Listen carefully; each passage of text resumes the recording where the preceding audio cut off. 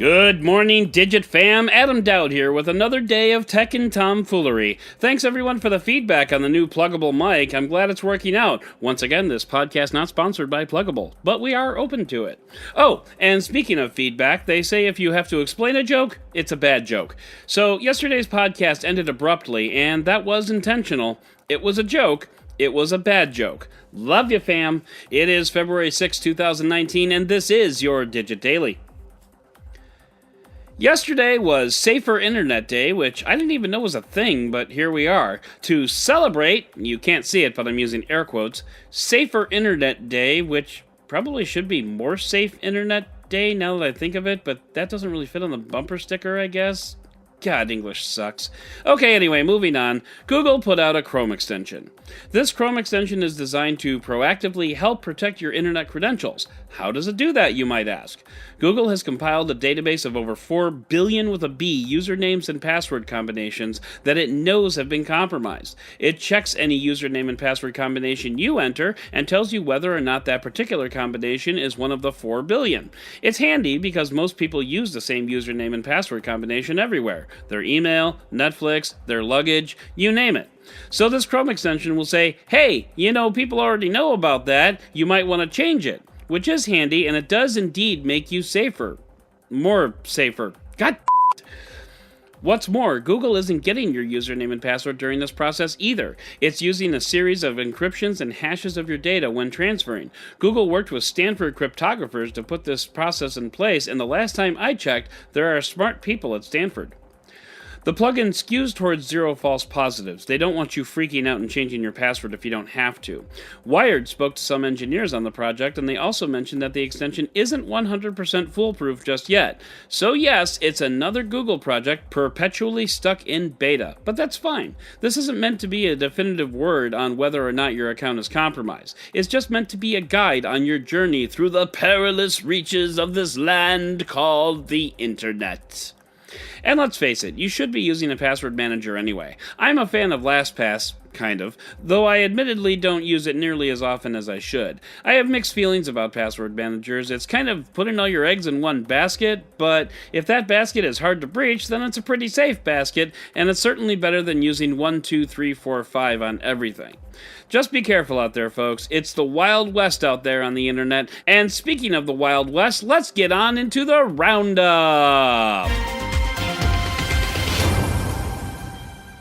Big news for the Digit Daily newsletter, and if I'm honest, I'm a little surprised this wasn't the main story, considering Tristan's love of emoji. There are 230 new emoji on the way in 2019. Some of my favorites include Mechanical Arm, Otter because it swims around on its back and does cute little human things with its hands.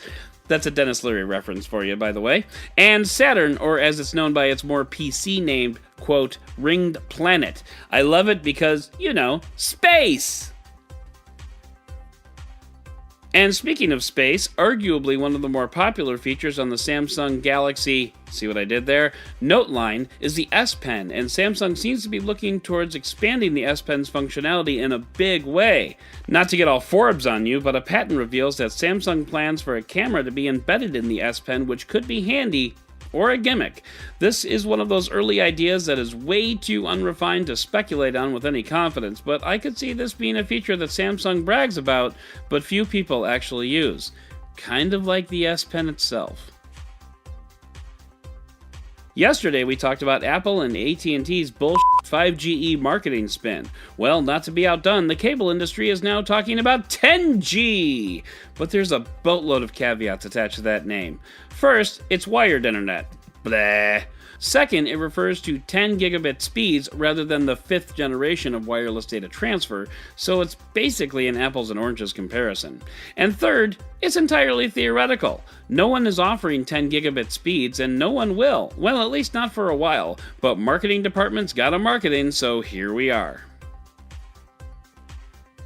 Android Authority's chief wearables nerd, Jimmy Westenberg, compares the Apple Watch to the Fitbit Versa. And all due respect to Jimmy, but the answer is kind of obvious. If you have an iPhone, get an Apple Watch. If you don't, Fitbit. But what is interesting here is that of all the wearables out there, Jimmy went with a Fitbit instead of a Wear OS or Samsung device, and I think that says a lot more about Wear OS and Tizen than it does Fitbit, if I'm being totally honest.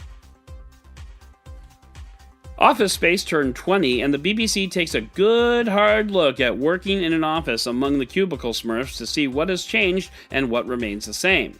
What made Office Space such a success was that it tackled the kind of corporate bullshit that people that work in large corporations have to deal with on a day-to-day basis. Things like memos and mindless drudgery and fake as office parties that everyone goes to simply for the reason that it's an excuse to not be at your desk working. We've made progress for sure. I'm working from home now as a podcaster. That stereotype certainly doesn't fit in Office Space, and that's a good thing.